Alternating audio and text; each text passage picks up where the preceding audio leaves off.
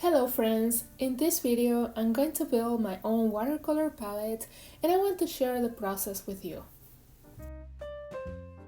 Let's start with the palette. I bought this Shinhan palette and it has 24 wells. There are a couple things that made me choose this palette over the others available. First, I like how big it is. Not too small, but not too oversized, it's just the right size, especially for my space. And I really like that it doesn't have a thumb hole, allowing me to have more mixing space. It has some cons that I want to mention too, and it's that it's a plastic palette and it might get stained with use, but since I'm not planning to clean the paint off the palette, I'm okay with it. And the other thing is that it's a little hard to open. You have to find the trick to open it, but that's about it. Before adding the paint, I'm going to give my palette a good cleaning with soap and baking soda. I've learned that you should do this to avoid any beading when the palette is new. This is my first time doing this, so we'll find out if it works.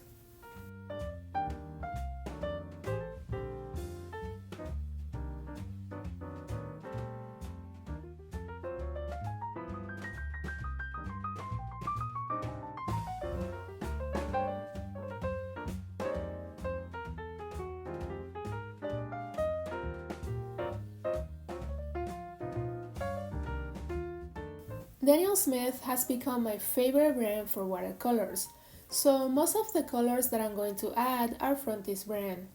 Make sure to check out the description box. I'll have the links to everything that I mentioned in this video, including these sets of paints that I'm using for my palette. Now this is the part I spend the most time on, choosing where to place the colors. My plan is to have the yellows and red on one side and the blues and greens on the other. This is what makes sense to me for when I'm mixing colors. When comparing, there are some colors that I like to have from Winsor & Newton and others from Daniel Smith. Another thing that I want to mention is that I'm trying to avoid paints that contain cadmium and cobalt, so you're not going to see me using those. I'm going to add the colors that I had at this point, but you'll see me adding more paint that I bought next. Before buying this palette, I was between a metal palette, which are very popular, or a plastic palette. The reason why I chose this one is because it has the amount of well that I was looking for, the size is perfect, and the price is so much better compared to some of the other palettes.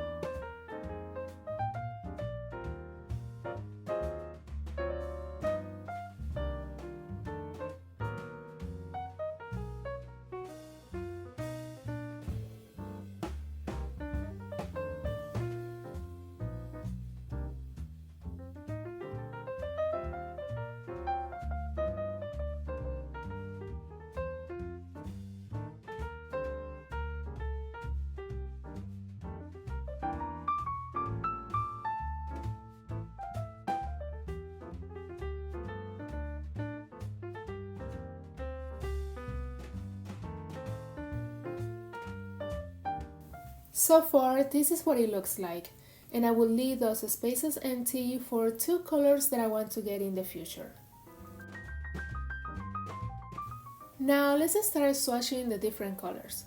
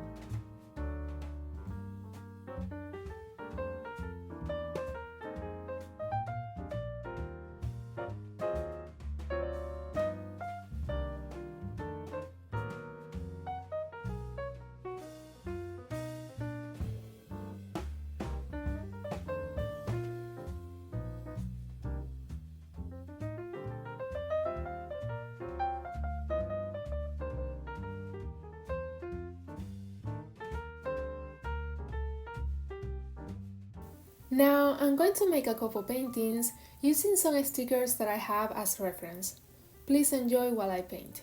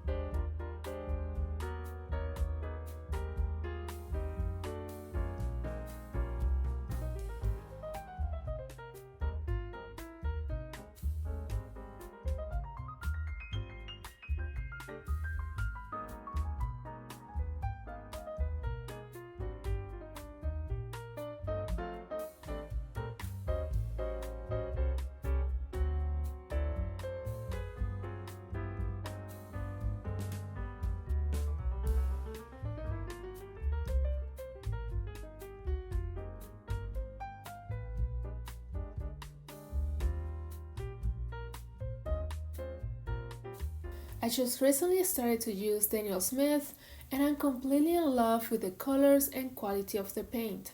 The colors are vibrant and I really like the granulation effect that I get with some colors. It just adds that texture to my paintings that I like. It was so much fun to build my own palette and pick all my favorite colors for it. After using the palette, I still got a little beating, but it should get better with use. So far, I'm really happy with it. Here is the result of my paintings. My original plan was to just paint the roses, but I felt so inspired that I decided to make something more colorful and I painted these butterflies. I am very happy with how they came out. I hope that you liked this video and that it was helpful. Please make sure to like and subscribe so you don't miss out on future videos that I upload every week.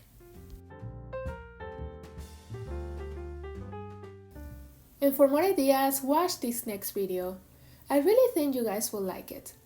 Thanks for watching, and I will see you in the next one.